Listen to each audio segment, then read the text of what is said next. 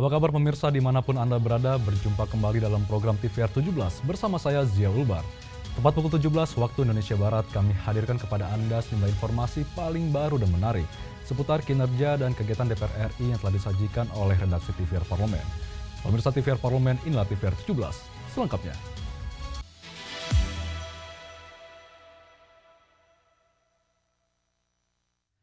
Atas pencapaian Politeknik Teknologi Kimia Industri Medan yang telah menghasilkan 80% tenaga kerja aplikatif ke sektor industri nasional, Komisi 7 DPR RI mendorong peningkatan jumlah penerimaan mahasiswa agar mampu mencetak lebih banyak SDM kompeten. Politeknik Teknologi Kimia Industri atau PTKI Medan dicatat telah berhasil menghasilkan 80% tenaga kerja aplikatif ke sektor industri nasional. Komisi 7 DPR RI mendorong PTKI Medan meningkatkan penerimaan mahasiswa agar mampu mencetak lebih banyak SDM kompeten yang siap bekerja di sektor industri. Wakil Ketua Komisi 7 DPR RI Husnunia Halim mengatakan, peningkatan daya tampung mahasiswa membutuhkan anggaran yang cukup besar. Karenanya, ia mendorong perubahan status PTKI Medan yang kini berada di bawah Kementerian Perindustrian menjadi Perguruan Tinggi Negeri Badan Layanan Umum atau PTN BLU agar institusi pendidikan vokasi ini memiliki keleluasaan dalam memanfaatkan anggaran untuk pengembangan kampus. Dengan begitu, pihak kampus juga bisa membenahi fasilitas dan infrastruktur serta mengembangkan kurikulum untuk menjawab kebutuhan industri saat ini. Nah memang PR-nya di anggaran. Kita dorong lagi agar PTKI ini bisa BLU karena kita lihat fasilitasnya, banyak sekali PR untuk pembenahan. Tadi aja ruang meetingnya kawan-kawan bisa lihat lah itu. Triplek yang udah reot di bawahnya loh. Anggota Komisi Pengembangan kompetensi SDM di sektor industri sangat urgent di tengah persaingan ketat industri nasional dengan industri di regional Asia. Menurutnya, Medan sebagai kota dengan akses paling mudah ke negara-negara maju di Asia harus meningkatkan kompetensi SDM-nya, salah satunya melalui peningkatan pendidikan vokasi di PTKI Medan. Jangan sampai pengangguran itu justru besar di Aceh dan Sumatera Utara, yaitu bisa semuanya. Jadi intinya bermula dari pendidikan. Dan ini adalah salah satu lembaga pendidikan yang dikelola oleh pemerintah. Jadi kita perlu mengembangkan di sini untuk anak-anak kita ke depan supaya mereka lebih terampil. Dari Medan, Sumatera Utara, Ken Suari, TVR Parlemen melaporkan. Terkait kesepakatan antara Presiden Amerika Serikat Donald Trump dengan Presiden Republik Indonesia Prabowo Subianto, Wakil Ketua Badan Kerjasama Antar Parlemen Muhammad Hussein Fadlullah menegaskan kesepakatan ini menjadi momentum Indonesia dalam meningkatkan produknya dan memperluas pasar hingga ke Uni Eropa. Menanggapi kesepakatan dagang antara Presiden Amerika Serikat Donald Trump dengan Presiden Republik Indonesia Prabowo Subianto, Wakil Ketua Badan Kerjasama Antar Parlemen Muhammad Hussein Fadlullah menegaskan, kedua negara berpeluang mendapatkan keuntungan ganda. Ia menyebut perjanjian ini menjadi momentum Indonesia untuk meningkatkan produk Indonesia dan memperluas pasar ke Uni Eropa. Negosiasi pemerintah Indonesia telah menurunkan tarif resiprokal Amerika Serikat yang semula sebesar 32% menjadi 19%. Sebaliknya, produk Amerika yang masuk ke tanah air tidak dikenakan tarif atau 0%. Muhammad Hussein berharap langkah tersebut bisa meningkatkan penetrasi produk unggulan Indonesia di pasar Eropa yang selama ini dikenal sebagai pasar yang sulit dimasuki. Menurutnya, pelaku UMKM dan industri di tanah air harus meningkatkan kualitas produknya untuk memenuhi standar pasar Eropa yang menuntut produk berkualitas tinggi. Akan ada banyak perusahaan-perusahaan Indonesia, utamanya kita fokus kepada UMKM juga, mereka berlomba-lomba untuk menaikkan standar mereka untuk bisa masuk ke pasar Eropa. Jadi mungkin kualitasnya akan lebih baik juga. Jadi akan semakin kompetitif juga bagi para pelaku usaha di dalam negeri kita untuk bisa masuk ke pasar Eropa itu. Karena kita semakin membutuhkan standar yang lebih tinggi, kualitas yang lebih baik. Tentunya ini akan ada perubahan-perubahan, perbaikan-perbaikan dalam kualitas juga. Dan ini akan menumbuhkan value-value yang lebih baik lagi bagi pengusaha kita. Selain perjanjian dagang dengan Amerika Serikat, baru-baru ini pemerintah Indonesia juga menyepakati kemitraan strategis dengan Uni Eropa atau EU-SEPA. Perjanjian ini diperkirakan dapat meningkatkan ekspor nasional hingga 50% dalam 3 tahun setelah perjanjian tersebut diimplementasikan secara penuh. Fajar Ilhami, TVR Parlemen, melaporkan. Dalam pidato penutupan masa sidang keempat tahun sidang 2024-2025, Ketua DPR RI Dr. Honoris Causa Puan Maharani menegaskan dukungan DPR RI atas kebijakan dan program pemerintah yang berkeadilan, berkelanjutan, dan bermanfaat bagi masyarakat. Dalam pidato penutupan masa sidang keempat tahun sidang 2024-2025, Ketua DPR RI Dr. Honoris Causa Puan Maharani menegaskan, DPR RI mendukung penuh kebijakan dan program pemerintah yang berkeadilan, berkelanjutan, dan bermanfaat bagi masyarakat. Adapun rencana kegiatan pemerintah pada tahun depan mengusung tema kedaulatan pangan dan energi, serta ekonomi yang produktif dan inklusif. Puan Maharani mengatakan, postur anggaran pemerintah harus sejalan dengan rencana pembangunan jangka menengah nasional tahun 2025 sampai 2029. Ia berharap kebijakan fiskal pemerintah tahun depan mampu menjadi pijakan untuk mencapai visi Indonesia Emas di tahun 2045. Pemerintah harus dapat memperkuat efisiensi dan efektivitas belanja negara, serta mengelola keuangan negara secara akuntabel, transparan, berdaya guna, memperhatikan rasa keadilan dan kepatutan. DPR RI mendukung penguatan kebijakan dan program pembangunan yang diarahkan untuk membangun kedaulatan pangan, kemandirian ekonomi, ketahanan energi, transformasi digital, peningkatan kualitas pendidikan dan kesehatan, serta pembangunan infrastruktur yang merata dan berkelanjutan. Dalam pembicaraan pendahuluan RAPBN tahun anggaran 2026, pemerintah menargetkan pertumbuhan ekonomi di rentang 5,2 hingga 5,8%. Angka kemiskinan ditekan ke angka 6,5 hingga 7,5% dan tingkat kemiskinan ekstrim sebesar 0,0 hingga 0,5%. Sementara itu, anggaran yang diprioritaskan untuk mewujudkan kedaulatan pangan dan energi ini menarget penurunan intensitas emisi gas rumah kaca hingga 37,14% dan indeks kesejahteraan petani sebesar 0,7731. Adila Febianto, TVR Parlemen, melaporkan. Indonesia dikenal sebagai negeri seribu surga wisata dari Sabang sampai Merauke. Di balik gemerlapnya destinasi wisata populer dan banyaknya potensi wisata di Indonesia, DPR RI soroti banyaknya wisatawan lokal yang justru memilih berwisata ke luar negeri. Informasi selengkapnya sesaat lagi, tetaplah di TVR 17.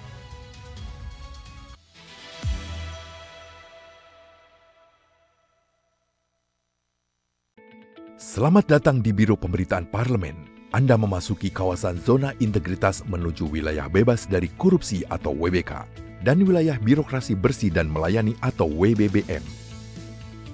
Biro Pemberitaan Parlemen berkomitmen penuh untuk mewujudkan wilayah bebas korupsi dan wilayah birokrasi bersih dan melayani. Komitmen kami, pejabat dan jajaran memiliki komitmen tinggi untuk mewujudkan WBK dan WBBM melalui reformasi birokrasi, khususnya dalam hal pencegahan korupsi dan peningkatan kualitas pelayanan publik. Kedua, bebas dari korupsi dengan terwujudnya wilayah bebas korupsi atau WBK, yang artinya bebas dari KKN, gratifikasi dan dari segala bentuk pungutan liar atau pungli. Terakhir, pelayanan prima dengan terwujudnya wilayah birokrasi bersih melayani, yaitu dengan meningkatnya kualitas pelayanan publik dan tercapainya kepuasan masyarakat terhadap pelayanan.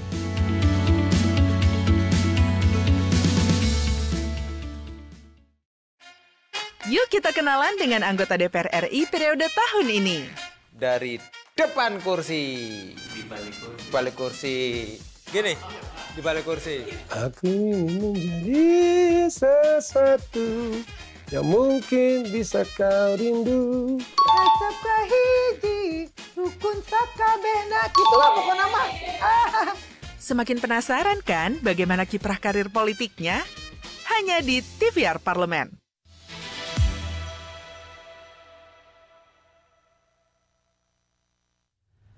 Anda kembali di TVR 17. Pemirsa, pariwisata bukan sekedar tentang ekonomi, melainkan tentang identitas dan pemberdayaan masyarakat lokal. Ketika destinasi indah tak dikunjungi, UMKM pun kehilangan harapan dan potensi daerah terus tergerus. Di samping mendorong alokasi anggaran untuk pengembangan pariwisata, DPR RI juga mendorong sinergi lintas sektor termasuk Kementerian Pariwisata agar potensi ini tidak terus menjadi surga yang tak pandai dijaga, namun dapat menjadi kekuatan ekonomi bangsa. Simak informasi selengkapnya yang telah dikemas oleh tim redaksi TVR Parlemen dalam segmen Lensa Parlemen berikut ini.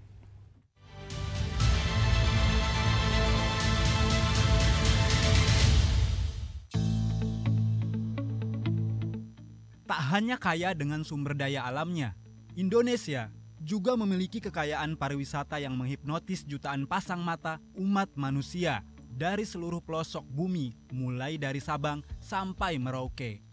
Seolah menjadi daftar menu wisata yang memanjakan batin wisatawan mancanegara. Sayangnya, kekayaan itu justru tidak banyak dilirik oleh wisatawan domestik. masyarakat Indonesia lebih senang pelesiran ke negeri seberang. Hal tersebut menjadi PR besar Kementerian Pariwisata untuk merangsang wisatawan lokal mengunjungi sudut-sudut indah negerinya sendiri.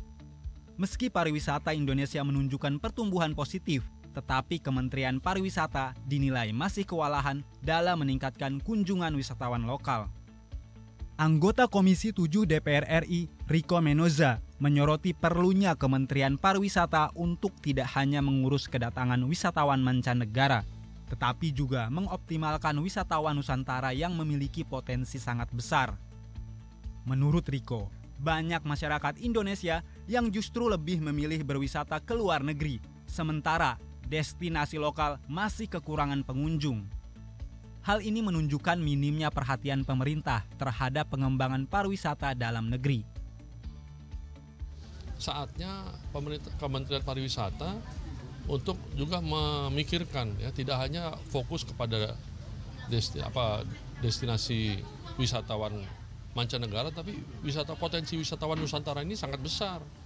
Jangan orang kita secara tidak sadar sering ke luar negeri, berkunjung ke luar negeri, sementara kita kedodoran bagaimana destinasi yang dimiliki oleh lokal Indonesia ini kekurangan pengunjung. Jadi mudah-mudahan melalui kunjungan-kunjungan seperti ini mengevaluasi kita semua, ya, baik dari pemerintah pusat, kementerian maupun DPR RI juga, untuk bagaimana anggaran ini bisa difokuskan kepada pemerintah daerah yang masih banyak membutuhkan bimbingan, ya, support, baik itu anggaran dukungan untuk infrastruktur maupun sumber daya manusia dalam hal pelatihan-pelatihan kepada para pemandu wisata. Lebih lanjut, Riko mendorong alokasi anggaran lebih banyak difokuskan kepada pemerintah daerah yang membutuhkan bimbingan dan dukungan untuk pengembangan infrastruktur, serta peningkatan sumber daya manusia melalui pelatihan bagi para pemandu wisata. Hal ini penting untuk memastikan destinasi wisata Indonesia bersaing dengan wisata luar negeri, supaya banyak wisatawan domestik yang menikmati surganya sendiri.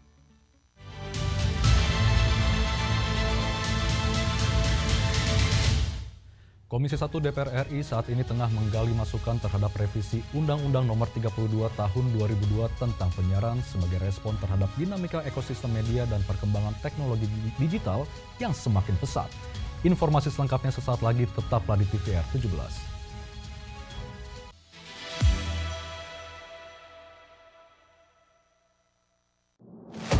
Bapak Ibu ini kan orang-orang pintar setaunya saya di Kemendikbud. Ya, hakim yang memutuskan vonis bebas mereka sakit semua. Kalau memang ada yang terlibat, langsung pecat Pak, langsung beri sanksi. Usulkan.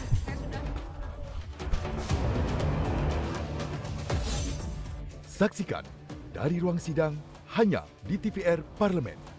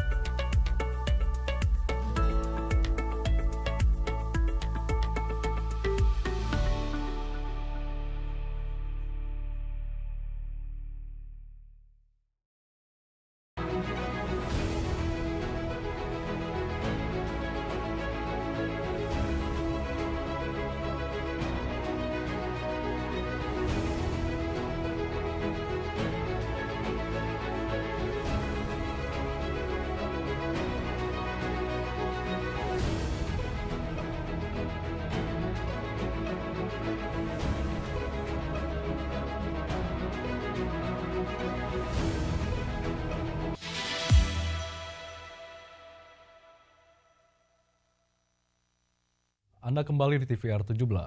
Salah satu isu Undang-Undang Nomor 32 Tahun 2002 yang menjadi perhatian dalam revisi ini yaitu kebutuhan akan regulasi yang lebih komprehensif terkait tata kelola penyiaran, termasuk pengawasan terhadap konten digital yang selama ini belum memiliki dasar hukum yang jelas. Untuk informasi selengkapnya, berikut laporan rekan kami Akbar Prakoso dari Gedung DPR RI Senayan, Jakarta. Ya, pemirsa TVR Parlemen, saat ini Komisi 1 DPR RI tengah melakukan pembahasan terkait revisi Undang-Undang Penyiaran yang rencananya akan segera dirampungkan pada tahun ini. Ada beberapa poin penting yang akan menjadi titik krusial dalam revisi Undang-Undang Penyiaran, salah satu terkait perluasan cakupan pengawasan terhadap media penyiaran yang sekarang ini berkembang tidak hanya di TV swasta atau TV nasional, tapi juga merambah pada sektor platform digital seperti YouTube, TikTok maupun Instagram. Untuk lebih dalam lagi kita mengetahui seperti apa, di sebelah saya sudah ada anggota Komisi 1 DPR RI, Bapak Slamet Aryadi. Ya, bagaimana Pak terkait Undang-Undang Penyiaran sekarang saat ini sedang dibahas oleh Komisi 1, seperti apa Pak sebenarnya poin penting dari undang-undang ini? Yang pertama, kami mewakili dari Komisi 1 mendorong terlaksananya undang-undang yang bisa mengatur adanya platform digital, khususnya seperti medsos, TikTok, YouTube, Facebook, dan Instagram. Tentunya Komisi 1 dalam rangka hari ini terus mengkaji, terus melakukan evaluasi berkaitan dengan hal langkah taktis yang dilakukan berkaitan dengan pengawasan. Jadi pengawasan ini dianggap sangat penting. Kenapa Pak? Selama ini media ini, platform digital ini belum dilakukan pengawasan secara intens. Tentunya kita perlu membuatkan regulasi yang perlu mengatur agar mereka tidak terlalu bias di dalam adanya kegiatan yang dilakukan. Sebenarnya kalau untuk YouTube, TikTok, dan Facebook, apakah sudah ada mekanisme dalam pengawasan gitu Pak? Mungkin strategi pengawasan seperti apa? Apakah dari DPR sudah ada strateginya atau gambaran terkait itu Pak? Tentunya strategi secara spesifik akan dibahas dalam proses panja RUU penyiaran, karena memang di sana secara spesifik anggota-anggota panja yang mengatur, sehingga kami cuman dari anggota Komisi 1 terus mendorong memberikan salah satu masukan pada prinsip kita melakukan evaluasi dengan apa yang sudah terjadi, platform media yang sudah terjadi di di lingkungan kita, sehingga kita butuh peran orang tua, butuh peran pemerintah, butuh peran lingkungan untuk melakukan pengawasan tersebut. Ada anggapan bahwa revisi Undang-Undang Penyiaran ini dikhawatirkan untuk mengekang atau membatasi ruang berekspresi konten kreator atau pelaku insan penyiaran. Bagaimana tanggapan Bapak mengenai anggapan itu Pak? Kita semestinya ingin memberikan ruang, tetapi ruang itu tidak bertentangan dengan norma, aturan, dan undang-undang yang berlaku.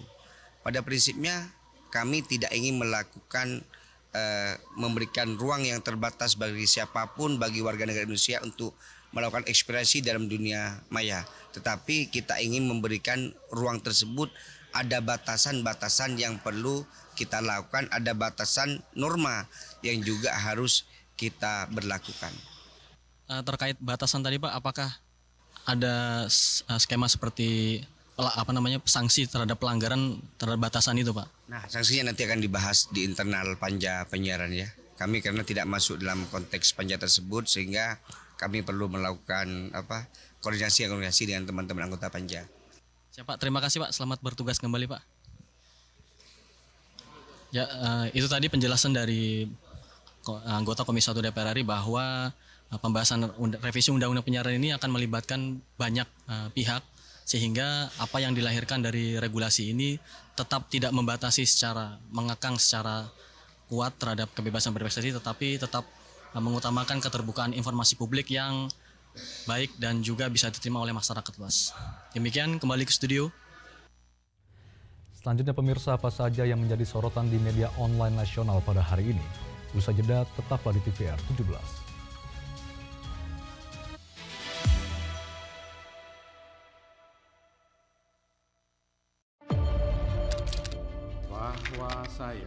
Bahwa saya demi Allah saya bersumpah dan seadil-adilnya periode keanggotaan DPR RI hingga saat ini, yaitu terdapat 126 undang-undang yang telah selesai dibahas DPR RI. Terima kasih rekan Elisa dan juga Danida. Pemirsa,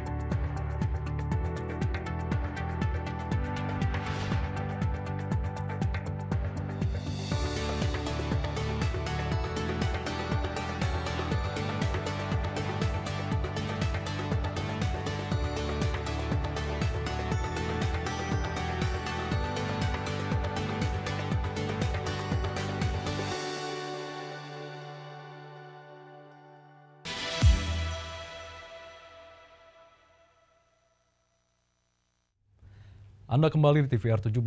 Pemirsa, kali ini kita masuk ke segmen media online nasional. Mari kita simak isu apa saja yang menjadi sorotan media serta tanggapan dari sejumlah anggota Dewan bersama rekan kami Anggun Oktarini.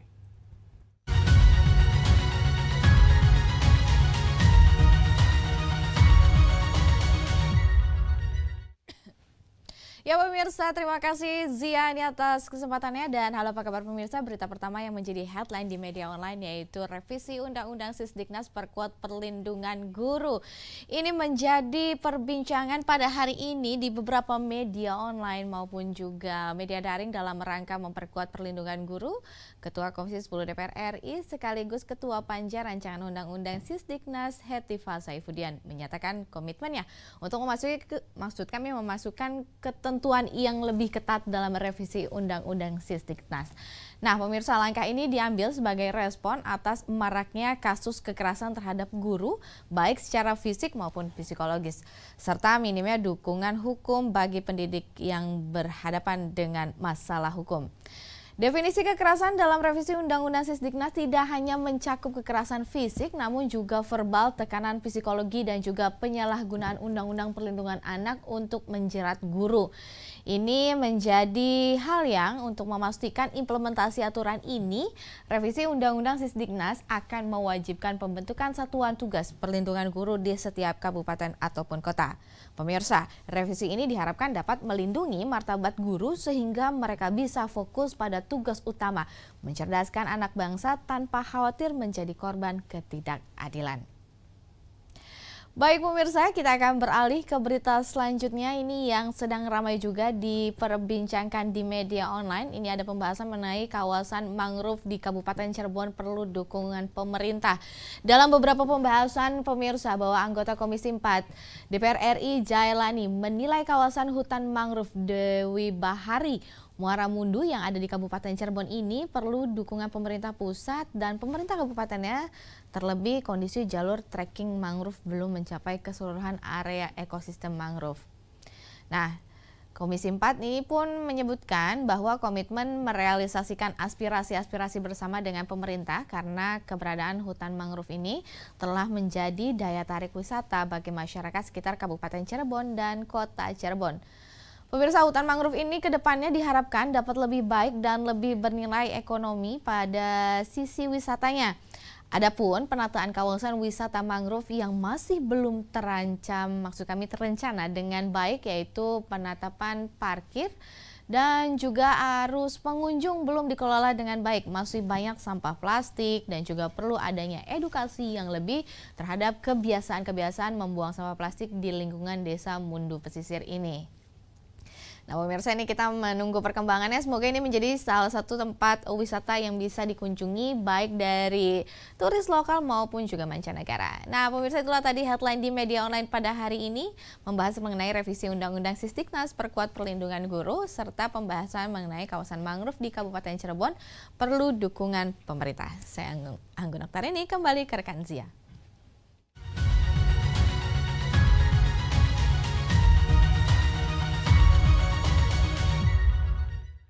Terima kasih rekan Anggun yang telah menyampaikan sejumlah update sorotan dari media online nasional pada hari ini.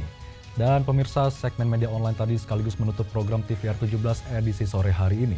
Saya Zia Ulbar beserta seluruh kru TVR Parlemen yang bertugas mengucapkan terima kasih dan pamit undur diri dari hadapan Anda. TVR Parlemen, referensi Indonesia.